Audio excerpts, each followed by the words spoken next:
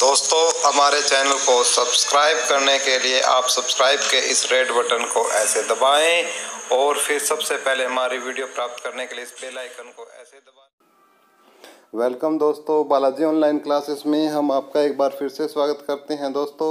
तो दोस्तों, इससे पहले भी हमने पर्यावरण अध्ययन के जो वीडियोज़ हैं पब्लिश कर चुके हैं। हम 2 वीडियो पब्लिश कर चुके हैं जिसमें हमने 20-20 क्वेश्चनों की प्रश्नोत्तरी ली थी। तो उसी सीरीज को हम जारी रखते हुए जो कि आगे आ रहे जो आपके यूपी टेट है और ये कह सकते हो सी टेट है सभी के अंदर, और ये न केवल यूपी टेट में ही सी टेट में ही ये वीडियो उपयोगी है, बल्कि हरियाणा टेट हो चाहे रीट हो या पूरे भारतवर्ष में कहीं भी टेट एग्ज़ाम हो, परीक्षा हो, उसमें से ये जो क्वेश्चन है 30 नंबर का इसमें लेवल 1 में पूछा जाता है। तो उन सभी के लिए जो बेहतरीन क्वेश्चन है 30 के 30, हमारा यही टारगेट है कि वो 30 नंबर आपके छूटने नहीं चाहिए। इससे पहले भी आप प्लेलिस्ट में जाकर हमारी ईवीएस की पुरानी वीडियो है वो ज़रूर देखें, वो भी बहुत ही बेहतरीन, और मैं सोच रहा हूँ कि उनका नया वर्जन लेके आऊँ ताकि सी टेट यूपी टेट के जो विद्यार्थी हैं वो भी उनको देख सके। तो मैं वो भी कोशिश करूँगा आपके लिए। तो प्लीज़ आप हमारे साथ बने रहिए। और इससे पहले के 2 पार्ट देख सकते हो, प्लेलिस्ट में जाकर साइकोलॉजी की वीडियो मैंने अपलोड कर दी हैं जो काफ़ी महत्वपूर्ण है, वो वीडियो भी आप देख सकते हो। नेक्स्ट क्वेश्चन है हमारा, और कुछ साइंस की वीडियो है वो भी आपके ईवीएस में पूछे जाते हैं, वो साइंस की वीडियो भी आप एक बार सारी ज़रूर देख लें। तो हम स्टार्ट करते हैं अपना कि जीवों के पारिस्थितिकी कारकों का योग पर्यावरण है। यह कथन किसका था? कि जीवों के पारिस्थितिक कारकों का योग पर्यावरण है। यह कथन किसका था? ए फिटिंग का, चार्ल्स डार्विन का, लेमार्क का, या इनमें से कोई नहीं? तो ये था आपका ए फिटिंग का। तो जीवों के पारिस्थितिकी कारकों का योग पर्यावरण है, तो ये ए फिटिंग ने बोला। नेक्स्ट क्वेश्चन देख लेते हैं, क्वेश्चन नंबर 2। अधोलिखित में से भौतिक वातावरण का तत्व नहीं है। अधोलिखित यानी जो ये लिखे गए हैं चारों, इनमें से कौन सा भौतिक वातावरण का तत्व नहीं है? तो देखते हैं, पहला है भूमि के रूप, दूसरा मृदा, तीसरा खनिज और चौथा है आपका बस्तियां। तो निम्नलिखित में से भौतिक वातावरण का तत्व नहीं है, भूमि के रूप, मृदा, खनिज या बस्तियां। तो जो इसका आंसर है वो हो जाएगा ऑप्शन नंबर डी। जो बस्तियां हैं वो भौतिक वातावरण का तत्व नहीं होती, लेकिन यदि हम बात करें भूमि के रूप की, स्वरूप की, या मृदा की जिसको सोयल की, खनिज तत्वों की, ये सब क्या है हमारे भौतिक वातावरण के तत्व नहीं है। लेकिन कहीं बस्तियां बसी हुई है या बसा दी हम, तो वो क्या है भौतिक वातावरण के तत्वों में शामिल नहीं होता। नेक्स्ट क्वेश्चन, तीसरा क्वेश्चन दोस्तों, सतत एवं स्थायी विकास किस प्रकार की अवधारणा से संबंध रखता है? सतत व स्थायी विकास किस प्रकार का? सतत मतलब जो लगातार एक समान गति से चलता रहे, और स्थायी क्या है? जो लंबे समय तक बना रहे एक बार होने के बाद। वो विकास किस प्रकार की अवधारणा से संबंध रखता है? पहला है नियतवादी अवधारणा, दूसरा है संभववादी अवधारणा, तीसरा है नवनियतवादी अवधारणा, और चौथा है आपका उपरोक्त सभी। तो सतत व स्थायी विकास किस प्रकार की अवधारणा पर संबंध रखता है? 4 ऑप्शन, नियतवादी अवधारणा, संभववादी अवधारणा, नवनियतिवादी अवधारणा या उपरोक्त सभी। तो इसका आंसर हो जाएगा नवनियतिवादी अवधारणा। सतत व स्थायी विकास है वो नवनियतिवादी अवधारणा पर संबंध रखता है, related to this. Next question, question number 4। वर्तमान समय में वन्य क्षेत्र उसे कहा जा सकता है जहां प्रकृति में मानव क्रियाओं द्वारा परिवर्तन हुआ है। एक बार क्वेश्चन को ध्यान से पढ़ना है, फिर आंसर देना कि वर्तमान समय में वन्य क्षेत्र उसे कहा जा सकता है जहां प्रकृति में मानव क्रियाओं द्वारा परिवर्तन हुआ है। कम से कम 50% या 50% से अधिक, 75% से कम या 100% से कम। तो किसे बोलेंगे हम वन्य क्षेत्र? जहां 50% से कम परिवर्तन हुआ है प्रकृति में मानव क्रियाओं द्वारा, जहां 50% से कम यदि परिवर्तन हुआ है तो उसको बोलेंगे हम वन्य क्षेत्र। नेक्स्ट क्वेश्चन है हमारा, पर्यावरणीय निश्चयवाद के प्रतिपादक कौन थे?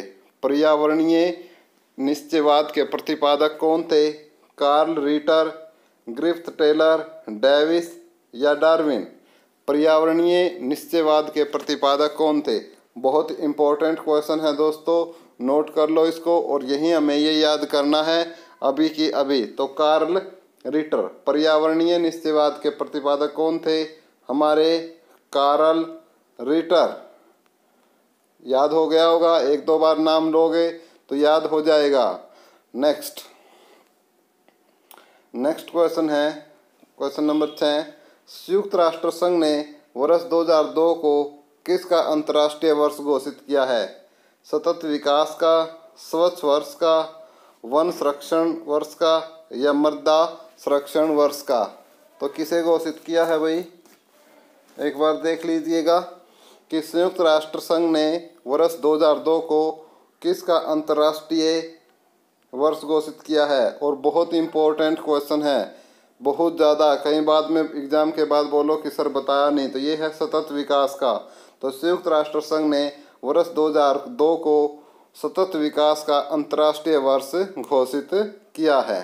Next question number 7। विश्व पर्यावरण दिवस कौन सी तारीख को मनाया जाता है? ये भी इम्पोर्टेंट है, काफ़ी बार एग्ज़ाम में ये पूछा जाता है।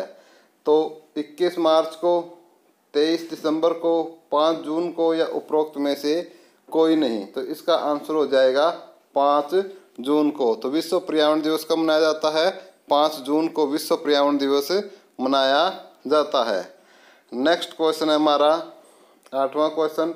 निम्न में से किस एक का संबंध पर्यावरणीय सुरक्षा से नहीं है? धारणीय विकास, गरीबी कम करना, वातानुकूलन, कागज के थैलों का प्रयोग। निम्न में से किसी एक का संबंध पर्यावरणीय सुरक्षा से नहीं है? किससे नहीं है? या धारणीय विकास, गरीबी कम करना, तीसरा ऑप्शन है वातानुकूलन और चौथा ऑप्शन है कागज के थैलों का प्रयोग। तो इसका है गरीबी कम करना। तो ये है आपका, इसका जो कोई रिलेशन नहीं है किससे? पर्यावरणीय सुरक्षा से। क्लियर है? बाकी धारणीय विकास, वातानुकूलन, कागज के थैलों का प्रयोग, ये सब क्या है? आपके पर्यावरण सुरक्षा से संबंधित है। नेक्स्ट क्वेश्चन 9वां क्वेश्चन है हमारा। पर्यावरण को संतुलित बनाए रखने के लिए वनार्गत क्षेत्रफल कितना होना चाहिए? भाई कितने वन कम से कम होने चाहिए? 20%, 23%, 33% या 53%? इसका तो सभी को ही पता है, 33% होने चाहिए। ठीक है, आप इसको अपने जनरल नॉलेज के हिसाब से अपने दिमाग में रखोगे। Next question. पेड़ पौधे प्रदूषण को घटाते हैं क्योंकि वे अवशोषण करते हैं। पेड़ पौधे प्रदूषण को घटाते हैं क्योंकि वे अवशोषण करते हैं किसका? सल्फर डाइऑक्साइड का, कार्बन डाइऑक्साइड का, कार्बन मोनोऑक्साइड का या इनमें से कोई नहीं। तो पेड़ पौधे प्रदूषण को घटाते हैं क्योंकि वे अवशोषण करते हैं।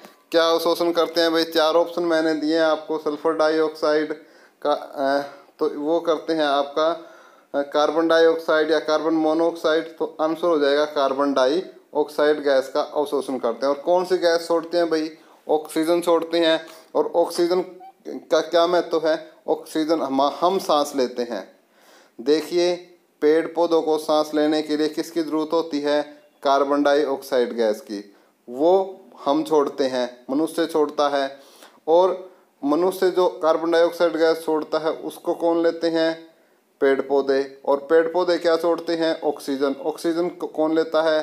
सांस लेने में यूज करते हैं हम प्राणी। क्लियर है? तो ये एक सर्कल है, इसे आप याद रखोगे। अब थोड़ा सा इनके फार्मूलों के बारे में देख लेते हैं। जैसे आपका सल्फर डाइऑक्साइड है, इसका फार्मूला होता है SO2। इस तरीके से लिखा जाएगा। थोड़ा सा मैं और क्लियर लिख के दिखा देता हूँ आपको। SO2 यानी इसमें सल्फर का एक अणु और ऑक्सीजन के कितने होंगे? 2 अणु होंगे, जिसे एटम बोलते हैं। दूसरा कार्बन डाइऑक्साइड को कैसे लिखेंगे? CO2। कार्बन का एक और ऑक्सीजन के कितने अणु होंगे इसमें? 2। तीसरा कार्बन मोनोऑक्साइड। देखो ये कार्बन मोनोऑक्साइड ऐसे लिखते हैं। कई बच्चे कार्बन मोनोऑक्साइड को ऐसे लिख के आ जाते हैं C/O छोटा, ये गलत है। कार्बन ये कोबाल्ट का है और ये कार्बन मोनोऑक्साइड का मतलब क्या है कि एक कार्बन और एक ऑक्सीजन है इसके अंदर। तो क्लियर है, उम्मीद करता हूँ आपको ये क्लियर हो चुकी होगी। और ये जो यदि छोटा ओ लगा दिया तो क्या बन जाएगा, कोबाल्ट बन जाएगा। क्लियर है। नेक्स्ट क्वेश्चन 11वां, किसी क्षेत्र में पेड़ों के उगने के लिए अपेक्षित न्यूनतम तापमान है। किसी क्षेत्र में पेड़ों के उगने के लिए अपेक्षित न्यूनतम तापमान है 10 degree Celsius, 15 degree Celsius, 4 degree Celsius या 20 डिग्री सेल्सियस। तो किसी क्षेत्र में पेड़ों के उगने के लिए कितना तापमान कम से कम होना चाहिए भाई, 4 डिग्री सेल्सियस। कम से कम कितना हो, 4 डिग्री सेल्सियस होना चाहिए। क्लियर है, कितना होना चाहिए, 4 डिग्री सेल्सियस। और एक रिलेशन पूछ लिया जाता है कि भाई आपका जो 100 डिग्री सेल्सियस में कितने केल्विन होते हैं।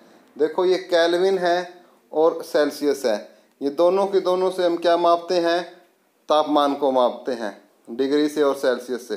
तो ये कह सकते हो आप कि 273 केल्विन जो है वो आपका 0 डिग्री एब्सोल्यूट टेम्परेचर के बराबर होता है। ठीक है। यदि बाय चांस आपसे पूछ ले कि भाई 27 डिग्री सेल्सियस में बताओ कितने केल्विन है, तो आपको क्या करना है, आपको पता है 0 डिग्री किसके बराबर है, 273 केल्विन के बराबर है। 0 डिग्री को एब्सोल्यूट टेम्परेचर बोलते हैं। और यदि 27 में पूछे तो आपको कितना है, जितने भी डिग्री पूछ रखे हैं वो 273 में जोड़ दोगे आप, तो कितना हो जाएगा टेम्परेचर, 300 केल्विन। यदि बाय चांस आपसे पूछे कि जैसे हम ये ले लेते हैं कि भाई आपसे पूछ लिया कि 100 डिग्री सेल्सियस में बताओ कितने केल्विन है, तो कितने में जोड़ देना आपको इसको, 273 में। तो आंसर कितना आ जाएगा, 373 केल्विन। क्लियर है। तो इस प्रकार आप डिग्री सेल्सियस को केल्विन में बदल दोगे। नेक्स्ट वीडियो में मैं आपको बताऊंगा कि एक दो और होते हैं टेम्परेचर को मापने के। जैसे टेम्परेचर को मापने का मैंने क्या बताया आपको, एक तो डिग्री सेल्सियस, एक केल्विन, एक होता है र्यूमर, क्या होता है र्यूमर, और एक होता है फ़ारेनहाइट। नेक्स्ट वीडियो में मैं आपको र्यूमर और फ़ारेनहाइट और इन चारों के रिलेशन आपस में बताऊंगा नेक्स्ट वीडियो में। यहाँ क्योंकि सारे मैं बता के सारे सिस्टम को अभी होच पोच नहीं करना चाहता, आप इतने को याद रखोगे अभी के लिए सिर्फ केल्विन और इसमें याद रखोगे। नेक्स्ट में मैं ट्रिक के साथ आपको इनके बीच में मैं रिलेशन समझाऊंगा। ठीक है। फिलहाल आप एक याद रखोगे कैसे डिग्री से केल्विन में को बदलते हैं। और ये तापमान की SI यूनिट है केल्विन। टेम्परेचर की जो SI, जैसे आप दूध को लीटर में मापते हो और कोई सामान लेके आते हो किलोग्राम में मापते हो, इसी प्रकार तापमान को किस में SI यूनिट क्या बनाई गई है, केल्विन। क्लियर है। नेक्स्ट क्वेश्चन 12वां, भारत में वन अनुसंधान संस्थान कहाँ स्थित है। वेरी वेरी इंपॉर्टेंट, भाई एग्जाम में आएगा। भारत में वन अनुसंधान संस्थान कहाँ स्थित है, कोलकाता में, भोपाल में, देहरादून में या लखनऊ में। तो भारत में वन अनुसंधान संस्थान, कर लो टिक भाई, टिक कर लो अपना आंसर और बताओ क्या होगा इसका आंसर, और मिलान करो उत्तर से, इसका आंसर होगा Dehradun. Very very important question भाई। तो भारत का वन अनुसंधान संस्थान कहाँ पर है, देहरादून में। भारत का वन अनुसंधान संस्थान कहाँ पर है, देहरादून में। नेक्स्ट, भारत में अधिकतम वनाच्छादन क्षेत्र कौन सा है। भारत में अधिकतम वन आच्छादन क्षेत्र कौन सा है, आरक्षित वन, सुरक्षित वन, परिबद्ध वन या उपरोक्त सभी। तो आपको बताना है कि भारत में अधिकतम वनाच्छादन क्षेत्र कौन सा है, तो है आपका आरक्षित वन। तो भारत में अधिकतम वनाच्छादन क्षेत्र आपका आरक्षित वन है। कौन से, आरक्षित वन। क्लियर है बात। नेक्स्ट क्वेश्चन है 14वां क्वेश्चन। दोस्तों 14वें क्वेश्चन को पढ़े उससे पहले मैं आपसे पूछना चाहता हूं कि दोस्तों वीडियो कैसी लग रही है। और हाँ दोस्तों, यदि वीडियो अच्छी लग रही है तो प्लीज़ कमेंट बॉक्स में कमेंट कर हमें ज़रूर बताएं। और यदि आपको वीडियो अच्छी नहीं लग रही तो वो भी कमेंट कर हमें बताएं कि क्या इसमें हम इम्प्रूवमेंट करें। और महत्वपूर्ण बात दोस्तों, यदि आपको पर्सन पसंद आ रहे हैं EVS के, तो प्लीज़ नीचे लाइक का, थम्स अप का बटन है उस लाइक के बटन को प्लीज़ प्लीज़ प्लीज़ लाइक ज़रूर कर दो वीडियो को। और वहीं शेयर का बटन भी है, आप वहां से अपने फेसबुक पे या ट्विटर पे या व्हाट्सएप पर काफ़ी सारे एजुकेशनल जो ग्रुप्स होते हैं, प्लीज़ वीडियो को वहां पर ज़रूर शेयर करें ताकि ज़्यादा से ज़्यादा लोगों तक पहुंच में ये वीडियो आ सके। तो बहुत ही अच्छी क्वेश्चन है दोस्तों। और जो नए सब्सक्राइबर हैं प्लीज़ वो अच्छे से चैनल को सब्सक्राइब कर ले और बेल आइकन को भी प्रेस कर ले। तरीका वीडियो के प्रारंभ में हम बता चुके हैं।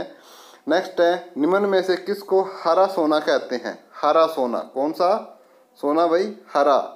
कृषि को, वन को, कॉफ़ी को, उपरोक्त सभी।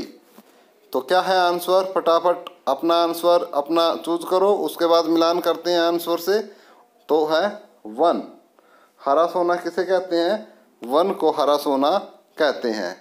अब उपरोक्त सभी दिख जाए ना, उपरोक्त सभी नहीं गाड़ के आना हमने कहीं, उपरोक्त सभी इस पे ठोक दो, नहीं ठोकना है तो लाइक का बटन है नीचे उस पे ठोको, उपरोक्त सभी नहीं, इसका आंसर आएगा वन। नेक्स्ट क्वेश्चन है आपका 15वां मित्रों, बड़े शानदार क्वेश्चन है, वीडियो को अंत तक देखते रहिए, निश्चित तौर से सफलता मिलेगी। और जो तैयारी कर रहे हैं वही वीडियो को अंत तक देखेंगे, बाकी तो वीडियो से दूर रहें। भारत में अधिकांश वन संपदा का मालिक कौन है? भारत में अधिकांश वन संपदा का मालिक कौन है? निगमित निकाय, गैर सरकारी व्यक्ति, राज्य या उपरोक्त सभी? भारत में अधिकांश वन संपदा का मालिक कौन है? तो है आपका राज्य। तो ज़्यादातर जो राज्य हैं भारत में जो वन संपदा है आपकी, उसके मालिक हैं राज्य। नेक्स्ट क्वेश्चन, वन महोत्सव किससे संबंधित है? Very very important. वन महोत्सव किससे संबंधित है? पेड़ काटना, पेड़ लगाना, फसलों में वृद्धि, पौधों का संरक्षण व संवर्धन, पौधों का संरक्षण व संवर्धन। तो वन महोत्सव किससे संबंधित है आपका? पहला ऑप्शन पेड़ काटने से है, दूसरा ऑप्शन पेड़ लगाने से है, तीसरा फसलों में वृद्धि से है, चौथा पौधों का संरक्षण व संवर्धन से है। तो इसका आंसर है पेड़ लगाना से। वन महोत्सव किससे संबंधित है? पेड़ लगाना से। आपको ज़्यादा से ज़्यादा वृक्षारोपण करना चाहिए। नेक्स्ट क्वेश्चन देख लेते हैं, इसी कड़ी में हमारा नेक्स्ट क्वेश्चन है, वो देख लेते हैं क्या है कि सोपान कृषि कहाँ की जाती है? सोपान कृषि स्टेप टू स्टेप बनाए जाते हैं। पहला है पहाड़ों की ढलान पर, दूसरा है शुष्क क्षेत्रों पर, तीसरा है पहाड़ों की चोटी पर और चौथा है आपका उपरोक्त सभी। तो सोपान जो कृषि है वो कहाँ की जाती है? चार ऑप्शन है, चूज कर लो अपना और उसके बाद देखते हैं। राइट है आपकी पहाड़ों की ढलान पर। तो जो माउंटेन्स होते हैं ऐसे, तो उनको कट करके क्या है इस प्रकार से क्या है ऐसे सीढ़ी नुमा खेत बनाए जाते हैं और छोटी छोटी क्यारियाँ बनाई जाती हैं जहाँ पर खेती की जाती है। तो वो किया जाता है पहाड़ों की, उसको बोलते हैं सोपान कृषि। क्या बोलते हैं इसको? सोपान कृषि। और ये कहाँ की जाती है? पहाड़ों की ढलान पर। क्लियर है? नेक्स्ट क्वेश्चन देखते हैं भाई। 18वां क्वेश्चन है कि प्राकृतिक संसाधन का उदाहरण नहीं है। प्राकृतिक संसाधन का उदाहरण नहीं है। पहला जल, दूसरा ऊर्जा, तीसरी भूमि, चौथी इमारतें। प्राकृतिक संसाधन का उदाहरण नहीं है। पहला जल, दूसरा ऊर्जा, तीसरी भूमि और चौथी इमारतें। तो इसका आंसर हो जाएगा इमारतें। क्या बोलेंगे इनको? इमारतें। तो प्राकृतिक संसाधन का उदाहरण नहीं है। नेक्स्ट क्वेश्चन है हमारा इसी कड़ी में, प्राकृतिक संसाधनों के नष्ट होने का सुमेल कारण नहीं है। जनसंख्या वृद्धि, भूकंप, पर्यावरणीय प्रदूषण, वन्य जीवों का शिकार। देखिए बिल्कुल ध्यान से आप क्वेश्चन को देखिए फिर इसका आंसर दीजिए, वरना इस क्वेश्चन में आंसर गलत होने के चांस मैक्सिमम है। प्राकृतिक संसाधनों के नष्ट होने का सुमेल कारण नहीं है। क्या पूछा है? सुमेल कारण नहीं है। तो जनसंख्या वृद्धि, भूकंप, पर्यावरण प्रदूषण, वन्य जीवों का शिकार। तो इसका आंसर हो जाएगा आपका भूकंप। क्लियर है? भूकंप। इसका सही आंसर क्या होगा? भूकंप होगा। क्लियर है भाई बात? नेक्स्ट क्वेश्चन की तरफ मूव करते हैं। भाई दोस्तों ये क्वेश्चन आया है आपका SW क्वेश्चन। जो हमारे व्यूअर हैं जो लगातार वीडियो देखते हैं उनको SW क्वेश्चन के बारे में पता लग गया है, यानी होमवर्क क्वेश्चन। इस क्वेश्चन का जो आंसर है आपको कमेंट बॉक्स में करना है। आपको कमेंट बॉक्स में क्वेश्चन नंबर लिखकर उसका जो आंसर है वो लिख देना है। जो सबसे पहले आपका आंसर बताएगा उसको क्या है, नेक्स्ट वीडियो में हम उसके जो नाम हैं उन व्यक्तियों के नाम लिए जाएंगे, और जो अपनी पढ़ाई के प्रति संवेदनशील हैं, जिनको बिल्कुल सीरियसली जो पढ़ाई कर रहे हैं, वीडियो को अंत तक देख रहे हैं, निस्संदेह वो ही कामयाब होंगे। और जो वीडियो को 1 या 2 मिनट या चला के छोड़ देते हैं उनसे कामयाबी कोसों दूर रहने वाली है। तो ये मेरी आपसे विनती है कि जो भी काम करो अच्छे से करो। वीडियो देखते हो तो स्टार्टिंग से लास्ट तक देखो, समझ में नहीं आती है तो एक बार फिर से देख लीजिएगा, आपको कंसेप्ट क्लियर हो जाएंगे। उसके बाद भी दिक्कत रहती है तो आप कमेंट बॉक्स में कमेंट कर सकते हो। हम आपका जो प्रॉब्लम है उसका जो सॉल्यूशन है वो आपको कर देने का प्रयास निस्संदेह जरूर करेंगे। तो इस बात का भी आप थोड़ा ध्यान रखिए। तो हमारा आज का SW क्वेश्चन है कि पर्यावरण की मूलभूत संकल्पना नहीं है। पर्यावरण की मूलभूत संकल्पना नहीं है। पहला ऑप्शन अनुकूलन, दूसरा ऑप्शन जनसंख्या वृद्धि, तीसरा ऑप्शन परिवर्तनशीलता और चौथा ऑप्शन पार्थिव एकता। तो पर्यावरण की मूलभूत संकल्पना नहीं है अनुकूलन, जनसंख्या वृद्धि, परिवर्तनशीलता, पार्थिव एकता। तो इसमें से आपका जो भी है आंसर है आपको लिख के कमेंट बॉक्स में कमेंट जरूर करें दोस्तों। और जिन्होंने अब तक भी वीडियो को लाइक नहीं किया है तो मेरे भाइयों मेरी आपसे रिक्वेस्ट है कि प्लीज़ वीडियो को ज़्यादा से ज़्यादा लोगों में शेयर करो। और वीडियो को शेयर नहीं कर सकते, आपकी मजबूरी है, तो प्लीज़ वीडियो को लाइक तो ज़रूर कर दें। और जो न्यू व्यूवर हैं प्लीज़ वो हमारे चैनल को सब्सक्राइब कर लें। धन्यवाद दोस्तों, शुभ हो। मिलते हैं नेक्स्ट वीडियो में बहुत जल्दी।